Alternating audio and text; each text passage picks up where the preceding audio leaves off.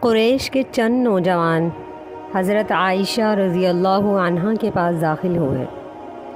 وہ منا میں تھیں۔ وہ نوجوان ہنس رہے تھے۔ عائشہ رضی اللہ عنہا نے دریافت فرمایا، کس وجہ سے تم ہنس رہے ہو؟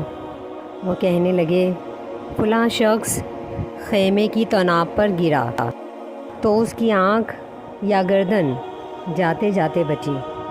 حضرت عائشہ رضی اللہ عنہا نے فرمایا، ہنسو مت، میں نے نبی صلی اللہ علیہ وسلم سے فرماتے ہوئے سنا ہے، کسی مسلمان کو ایک کانٹا یا اس سے زائد جو بھی لگتا ہے تو اس کے بدلے میں اس کے لیے ایک درجہ لکھا جاتا ہے اور اس کی ایک خطا مٹا دی جاتی ہے۔ مسلم کتاب البر